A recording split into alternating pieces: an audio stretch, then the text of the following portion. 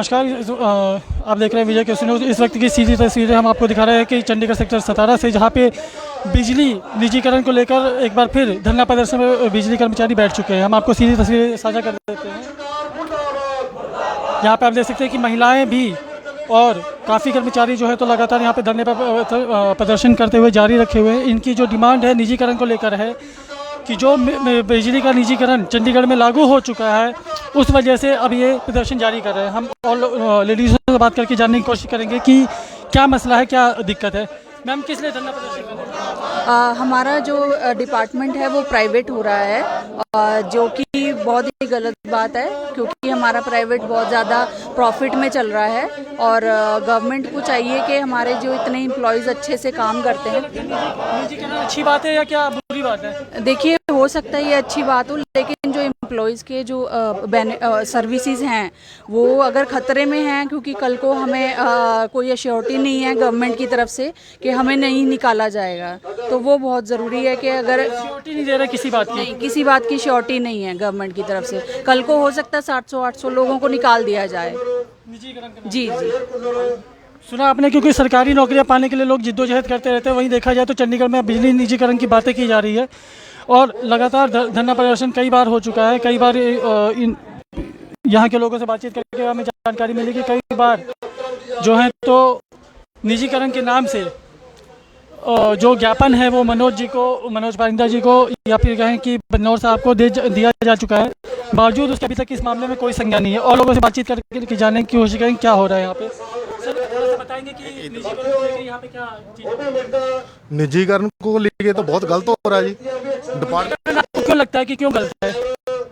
भाई साहब फायदा दस मैनू क्या, एक पानी की बोतल वो 20 रुपए की विक रही, दुध साला 40 रुपए का विक रहा, जिदे ते ज्यादा एक ठप्पा ही लाना प्राइवेट कंपनी ने। दसो फिर किस तरह फायदे च निजी। सुनने में ये भी आता है कि एक ट्रस्ट बनाया जाएगा जो आप लोगों की पेंशन का सारा जिम्मेवारी लेगा, तो क्या लगता है ट्रस्ट कामयाब होगा?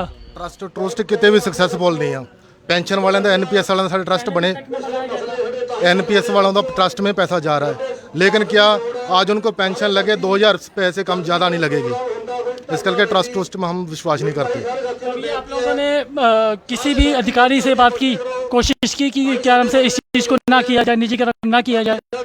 हमने स्ट्राइकें कर ली, धरने कर लिए, बहुत कुछ कर लिया, लेकिन जो प्रशासन आ वो कन्ना तो जूं नहीं सरक रही। उसने गलबात के लिए हमें बुलाया ही नहीं, कोई वार्ता नहीं हुई। वार्ता के लिए हमें बिल्कुल नहीं बुलाया। देखा जाए तो किसानों के भी कई मुद्दे के ऊपर कई बार वार्ता हो चुकी है, उनकी वार्ता भी फेल हो चुकी है। तो उसी तरह देखा जाए तो क्या निजीकरण के ऊपर अगर आप लोगों से वार्ता की जाती है तो क्या वो सक्षम होगी? नहीं, सरकार देखो गलबात कर रही है, लेकिन ਉਹਦਾ हल नहीं कुछ कर रही। हल करने ਲਈ गलबात कर ही नहीं रही। वो तो अपना फार्मूला बस बिल रद्द नहीं होंगे, रद्द होंगे या नहीं होंगे, ये कुछ नहीं है। उन्होंने बस संशोधन कर देंगे। संशोधन भी क्या करेंगे? अडानी बानी का शिकंजा उन्होंने कसिया होया। यहाँ पे जो दौड़ है निजीकरण को लेकर, उसमें भी टाटा अंबानी अडानी का नाम है। मैं लिख कर देता हूँ, अगर हुआ भी ना अडानी को जाएगा, ठीक है ना। इनका ਜਿਹੜਾ ਮੇਨ ਆ ਨਾ ਬਾਹ ਮਰੋੜੀ ਹੋਈ ਆ ਅਡਾਨੀ ਬਾਨੀ ਨੇ ਇਹਨਾਂ ਦੀ, ਉਹ ਕਿਸੇ ਪਾਸੇ ਵੀ ਇਹਨਾਂ ਨੂੰ ਭੱਜਣ ਨਹੀਂ ਦੇ ਰਿਹਾ, ਠੀਕ ਹੈ ਨਾ। ਤੇ ਇਸ ਕਰਕੇ ਇਹ ਅਡਾਨੀ ਨੂੰ ਦੇਣ ਨੂੰ ਪੱਕੇ ਪੈਰਾਂ ਪਰ ਹੋਏ ਬੈਠੇ ਆ। ਇਹਨਾਂ ਨੂੰ ਕੋਈ ਵਕਤ ਨਹੀਂ ਇਦਾਂ ਦਾ ਵੀ ਉਹਦੀ ਗੱਲ ਨਹੀਂ ਕਰਦੇ।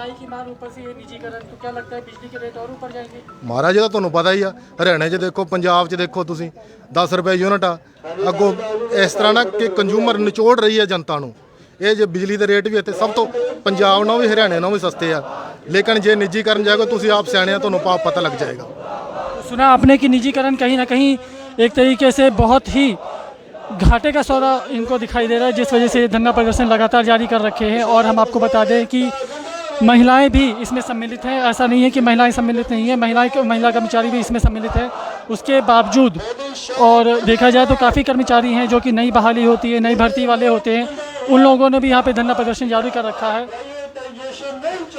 प्राइवेटाइजेशन के लेकर चंडीगढ़ में मुद्दा गर्म होता जा रहा है। पहले भी आप लोगों ने सुना होगा कि कांग्रेस पार्टी लगातार महंगाई पे हल्ला बोल कर रही है, वहीं अब देखा जाए तो कर्मचारी भी सड़कों पे उतर चुके हैं।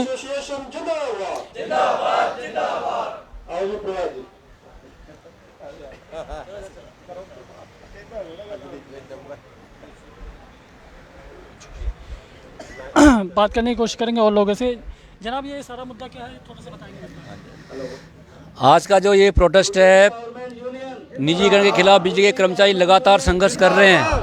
उस कड़ी में हमने लगातार कई धरने दिए हैं, रैलियां की हैं। अर्थी क्या आप लोगों ने किसी अधिकारी वर्ग से बात करने की कोशिश की? कोशिश एक बार नहीं, कई बार, सैकड़ों बार कोशिश की है, लेकिन चंडीगढ़ का प्रशासन जो बिल्कुल ही निर्दयी और निष्ठुर होकर बैठा हुआ है, इस डिपार्टमेंट को तोड़ने की तैयारी कर रहा है। क्या प्रशासनिक सलाहकार भी अब आपसे बात करने में कतरा रहे हैं? हमने बार बार उनको लिख के चिट्ठियाँ दी हैं, मेमोरेंडम दिए हैं, और मेमोरेंडम दे के उसमें डिमांड की है कि सरकार जो है गैर कानूनी तौर पर बिजली डिपार्टमेंट का निजीकरण कर रही है, वो भी सारे रूल रेगुलेशन। निजीकरण की तो निजीकरण बहुत लोगों को बहुत तरीके से घाटा लगता है। अब देखा जाए तो सरकारी नौकरी पाने के लिए सभी लोग होड़ में लगे रहते हैं, लेकिन अब देखा जाए तो सरकारी विभाग भी अगर प्राइवेटाइजेशन में चला जाए तो इसका कितना घाटा आप लोगों को लगता है कि क्या घाटा हो सकता है? सरकारी नौकरी अगर डिपार्टमेंट सरकार तोड़ती है तो उससे जो नई नौकरी तो बिल्कुल बंद हो जाएंगी, आपकी बात बिल्कुल ठीक है। लेकिन जो कर्मचारी काम कर रहे हैं, पिछले 20-25 साल से काम कर रहे हैं, किसी की नौकरी 5 साल है, किसी की 10 साल है, उनकी नौकरियां भी सरकार जो है ख़त्म करके निजी मालिकों के हवाले करने जा रही है। नई नौकरियां तो दूर, जो सरकार नौकरी लगी हुई है उनकी जो है नौकरी छीन रही है, उनके परिवारों का जो है उजाड़ा कर रही है। इस करके सरकार की जितनी हम निंदा करें वो बहुत कम है। आगामी समय में अगर देखा जाए तो कुछ लोगों की रिटायरमेंट की एज हो चुकी होगी, वो रिटायर होने वाले होंगे, तो उनकी पेंशन का क्या होगा? पेंशन के लिए भी सरकार ने धोखा किया है। जो हमारे पैसे जनरल प्रोविडेंट फंड में जमा हैं, एजी के पास जमा हैं, उन पैसों को सरकार प्राइवेट ट्रस्ट के हवाले करके हमारे जो जमा किए हुए पैसे हैं उनको भी सरकार जो है वो छीनना चाह रही है। कैसे छीनना चाह रही है सरकार? प्राइवेट ट्रस्ट बना के जिसकी कोई गारंटी नहीं है। आज जो हम सरकारी कर्मचारी हैं, हमको जो जीपीएफ मिलता है, जो हमारे फंड मिलते हैं, उनके ऊपर कोई टैक्स जो है नहीं करता है पेंशनरी बेनिफिट के लिए। अगर वो ट्रस्ट बन गया तो हर पैसे जो हम निकालेंगे उसके ऊपर जो है सरकार टैक्स लगाएगी। इस करके इसमें वो भेदभाव जो है सामने आ जाता है कि सरकार जो है हमारे साथ भेदभाव कर रही है। चंडीगढ़ में अगर बिजली का निजीकरण आगामी समय में अगर हो जाता है तो क्या लगता है कि बिजली के रेट कितने ज़्यादा ऊपर जाएंगे? बिजली के रेट कई गुना ऊपर बढ़ जाएंगे और कम से कम जो है 10 से 12 रुपये जो है बिजली के रेट होंगे, क्योंकि जो आज हमको BBM से सस्ती बिजली मिल रही है, 17 पैसे बिजली जो है यूनिट जो है हमको मिल रही है, उसमें जो है वो बंद हो जाएगी। सुनने में यह भी आया था कि बिजली विभाग पहले ही मुनाफे पे चल रहा है, बावजूद उसके निजीकरण का फैसला लिया जा रहा है, ऐसा क्यों? बहुत ही हैरानी वाली बात है कि एक तरफ सरकार कह रही है कि हम उन डिपार्टमेंट को प्राइवेट करेंगे जो डिपार्टमेंट जो है वो घाटे में जा रहे हैं, या उन डिपार्टमेंट को तोड़ेंगे जो मुनाफे में नहीं है। लेकिन आपकी बात बिल्कुल ठीक है, पिछले 3-4 सालों से हमारा डिपार्टमेंट प्रॉफिट में जा रहा है। मुनाफे में जाने के बावजूद भी सरकार जो है वो थाली में रख के हमारे डिपार्टमेंट को बेच रही है। इसका कि हम इसका विरोध कर रहे हैं। तो सुना आपने कि जो विरोध प्रदर्शन है वो निजीकरण के लिए है, क्योंकि सरकारी नौकरियां अब खतरे में आ चुकी हैं प्राइवेटाइजेशन के नाम पर।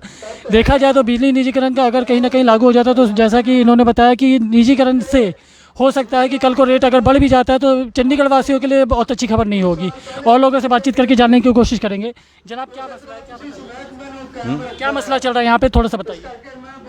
ਸਾਡਾ ਬਿਜਲੀ ਡਿਪਾਰਟਮੈਂਟ ਜਿਹਦੇ 'ਚ ਅਸੀਂ ਕੰਮ ਕਰਦੇ ਹਾਂ, ਇਹ ਡਿਪਾਰਟਮੈਂਟ ਸਾਡੇ ਮੁਲਾਜ਼ਮਾਂ ਨੇ ਬੜੇ ਮਿਹਨਤ ਦੇ ਨਾਲ ਬਣਾਇਆ ਹੈ। इस महकमे दे काम करने का तरीका बुजुर्गों की खून पसीने की एक तरीके से कमाई होती है। अगर कहीं अच्छी चीज़ मिलती है तो यहाँ भी देखा जाए तो जो पुराने लोग हैं जिन्होंने मेहनत की है बिजली विभाग को मुनाफा दिलाने में, तो उन लोगों के लिए अब कितना नुकसान हो चुका है? ये चीज़ बहुत ज़्यादा नुकसान हो रहा है, क्योंकि जो बिजली महकमा चलाया है 66 तो बाद जो बिजली महकमा होंद ਵਿੱਚ आया ਤਾਂ ਸਾਡੇ ਇੱਥੇ ਚੰਡੀਗੜ੍ਹ ਦੇ ਵਿੱਚ ਕਾਫੀ ਮੁਲਾਜ਼ਮ ਕੰਮ ਕਰਦੇ ਸੀਗੇ। ਅਸੀਂ ਆਪਣੇ ਸਾਡੇ ਮੁਲਾਜ਼ਮ ਸੀ, ਸਾਡੇ ਕੋਲ ਇਨਫਰਾਸਟ੍ਰਕਚਰ ਨਹੀਂ ਸੀਗਾ, ਉਦੋਂ ਗੱਡੀਆਂ ਮੋਟਰਾਂ ਨਹੀਂ ਸੀ। ਆਪਣੇ ਮੋਢਿਆਂ ਤੇ ਪੋਲ ਰੱਖ ਕੇ ਅਸੀਂ ਲੰਬੀ ਦੂਰੀ ਤੱਕ ਲੈ ਕੇ ਜਾਂਦੇ ਸੀ। ਉਹ ਲਾਈਨਾਂ ਖਿੱਚੀਆਂ, ਉਹ ਇਨਫਰਾਸਟ੍ਰਕਚਰ ਬਣਾਇਆ, ਉਹਦੇ ਸਦਕਾ ਅਸੀਂ ਬਿਜਲੀ ਜਿਹੜੇ ਲੋਕਾਂ ਨੂੰ ਦੇਣ 'ਚ ਸਫਲ ਹੋਏ ਬਹੁਤ ਵਧੀਆ ਤਰੀਕੇ ਨਾਲ। आप ये कहना चाहते हैं कि आपने उस समय काम किया जब मैनुअल काम होते थे? ਬਿਲਕੁਲ ਬਿਲकुल। ਅੱਜ ਤੇ ਸਾਡੇ ਕੋਲ ਮਸ਼ੀਨਰੀ ਦਾ ਯੁੱਗ ਹੈ, ਲੇਕਿਨ ਉਸ ਯੁੱਗ ਤੋਂ ਕੰਮ ਚਾਲੂ ਕੀਤਾ ਜਦੋਂ ਅਸੀਂ ਸਾਡੇ ਕੋਲ ਆਪਣੇ ਮੈਨੂਅਲੀ ਪੋਲ ਲੈ ਕੇ ਜਾਂਦੇ ਸੀਗੇ, ਜਾਂ ਉਹ ਰੇਹੜੀਆਂ ਤੇ ਪਾ ਕੇ ਲੈ ਕੇ ਜਾਂਦੇ ਸੀ ਸਵੇਰ ਤੋਂ ਸ਼ਾਮ ਤੱਕ, ਨਾਲੀਆਂ ਪੱਟਦੇ ਸੀਗੇ। ਉਹ ਮਹਿਕਮਾ ਉਸਾਰ ਕੇ ਇੱਕ ਬਹੁਤ ਵੱਡਾ ਇੱਕ ਮਹਿਕਮਾ ਬਣਾ ਦਿੱਤਾ, ਔਰ ਇਸ ਮਹਿਕਮੇ ਨੇ ਇੱਦਾਂ ਦਾ ਕੰਮ ਕੀਤਾ ਕਿ ਪੂਰੇ ਦੇਸ਼ ਦੇ ਵਿੱਚ ਸਾਡਾ ਬਿਜਲੀ ਦਾ ਚੰਡੀਗੜ੍ਹ ਮਹਿਕਮਾ ਹੈ ਉਹ ਪਹਿਲੇ ਨੰਬਰ ਤੇ ਹੈ। ਅਸੀਂ ਕਈ ਸਾਲਾਂ ਤੋਂ, ਜਿਵੇਂ ਮੇਰੇ ਸਾਥੀ ਜੀ ਗੱਲ ਕਰ ਰਹੇ ਸੀ ਕਿ ਕਈ ਸਾਲ ਤੋਂ ਅਸੀਂ ਗਵਰਨਮੈਂਟ ਤੋਂ ਨਾਮ ਲੈ ਰਹੇ ਹਾਂ, ਅਸੀਂ प्रॉफिट ਵਿੱਚ ਹੈ, ਸਾਡੇ ਲਾइन लाइसेंस बहुत घट है। क्या लगता है कि प्रॉफिट में आने के बावजूद अब देखा जाए तो निजीकरण का फैसला कितना अच्छा हो सकता है चंडीगढ़। का बहुत ही ਮੰਦਭਾਗਾ ਫੈਸਲਾ ਹੈ ਕਿਉਂਕਿ ਜਿਹੜੀ ਗਵਰਨਮੈਂਟ ਹੈ ਇਹਦੀ ਆਪਣੀ ਪਾਲਿਸੀ ਹੈ ਕਿ ਜਿਹੜੇ ਲਾਸ ਮੇਕਿੰਗ ਡਿਪਾਰਟਮੈਂਟ ਉਹਨਾਂ ਨੂੰ ਕਰਨਾ ਹੈ। ਪਹਿਲੀ ਗੱਲ ਤੇ ਉਹਨਾਂ ਨੂੰ ਨਹੀਂ ਕਰਨਾ ਚਾਹੀਦਾ ਸੀਗਾ ਕਿਉਂਕਿ ਜਿਹੜਾ ਪਬਲਿਕ ਸੈਕਟਰ ਬਣਿਆ ਹੈ ਇਹ ਸਾਡੇ ਨੀਤੀ ਨਿਰਮਾਤਾ ਜਿਹੜੇ ਸੀਗੇ ਉਹਨਾਂ ਨੇ ਬਹੁਤ ਸੋਚ ਸਮਝ ਕੇ ਬਣਾਇਆ। ਇਹ ਸਾਨੂੰ ਕੰਸਟੀਟਿਊਸ਼ਨਲ ਪ੍ਰੋਵੀਜ਼ਨ ਹੈ ਸਾਡੇ ਵਿੱਚ ਕਿਉਂਕਿ ਲੋਕੀ ਜਿਹੜੇ ਹੈ ਨੌਜਵਾਨ ਜਿਹੜਾ ਪੜ੍ਹ ਕੇ ਨਿਕਲਦਾ ਉਹਦਾ ਨੂੰ ਨੌਕਰੀਆਂ ਮਿਲਦੀਆਂ। ਇਹਦੇ ਵਿੱਚ ਸੋਸ਼ਲ ਸਿਕਿਉਰਿਟੀ ਦਾ ਪ੍ਰੋਵੀਜ਼ਨ ਹੈ ਕਿਉਂਕਿ ਇਹਦੇ ਵਿੱਚ SC BC ਜੋ ਸਾਡੇ ਫਿਜ਼ੀਕਲ ਹੈਂਡੀਕੈਪਡ ਹੈ ਐਕਸ ਸਰਵਿਸਮੈਨ ਹੈ ਉਹਨਾਂ ਨੂੰ ਨੌਕਰੀ ਮਿਲਦੀ ਹੈ। ਲੇਕਿਨ ਜੇਕਰ ਇਹ ਮਹਿਕਮੇ ਪਬਲਿਕ ਸੈਕਟਰ ਖਤਮ ਹੋ ਜਾਂਦਾ ਤਾਂ ਕੰਸਟੀਟਿਊਸ਼ਨਲ ਪ੍ਰੋਵੀਜ਼ਨ ਬਿਲਕੁਲ ਖਤਮ ਹੋ ਜਾਂਦਾ।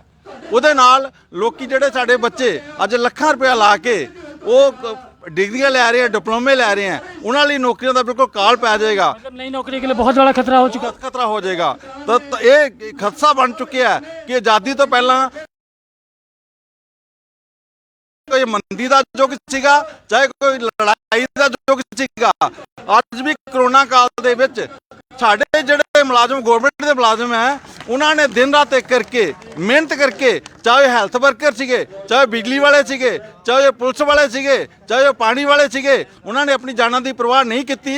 उन्होंने लोगों ने सेवावां कीतियां। उदों लोग जदों अंदर बड़े हुए सीगे तो साडे मुलाजम पोलों ते चढ़ के काम कर रहे सी लोगों के घरां 'च जाके बिजली प्रोवाइड कर रहे हैं। लेकिन अज साडे उस गल नूं अखों परोखे करके प्राइवेट प्लेयरां नूं साडे महकमे नूं बेचिया जा रहा है। सरकार ने तैया कर लिया कि 1 2 4 ਜਿਹੜੇ डिफेंस के महकमे छड्ड के पूरे देश का पब्लिक सैक्टर बेच देना है। तो बहुत मंदभागी गल लग रही है क्योंकि ਜਿਹੜੇ ਸਾਡੇ ਬਜ਼ੁਰਗ ਸੀਗੇ ਜਿਨ੍ਹਾਂ ਨੇ ਸੋਚਿਆ ਸੀਗਾ ਕਿ ਪਬਲਿਕ ਸੈਕਟਰ ਬਹੁਤ ਜ਼ਰੂਰੀ ਹੈ ਦੇਸ਼ ਦੀ ਤਰੱਕੀ ਦੇ ਲਈ ਅੱਜ ਉਹਨੂੰ ਬਿਲਕੁਲ ਖੇਰੂ ਕਰਕੇ ਉਹਨੂੰ ਤਬਾਹੀ ਦੇ ਕਗਾਰ ਤੇ ਪਹੁੰਚਾਉਣ ਦੀ ਤਿਆਰੀਆਂ ਕੀਤੀਆਂ ਜਾ ਰਹੀਆਂ। देखा जाए तो कहीं ना कहीं ये जो ठेकेदारी का मसला है या ठेकेदारी का अब हर विभाग में देखा जाए तो अब आगाज हो चुका है तो ये बहुत बुरा हो रहा है। और चंडीगढ़ वासी से क्या अपील करना चाहेंगे कि निजीकरण में आप लोगों को किस तरह से समर्थन ਜਿਹੜੀ ਤੁਸੀਂ ਗੱਲ ਕੀਤੀ ਹੈ ਜਿਹੜੀ ਠੇਕੇਦਾਰੀ ਪ੍ਰਥਾ ਆ ਗਈ ਹੈ ਸਾਡੇ ਜਿਹੜੇ ਬੱਚੇ ਪੜ੍ਹ ਲਿਖ ਕੇ ਨਿਕਲਦੇ ਆ ਅੱਜ ਉਹ ਬੱਚੇ ਮਜਬੂਰ ਹੋ ਚੁੱਕੇ ਆ 10 8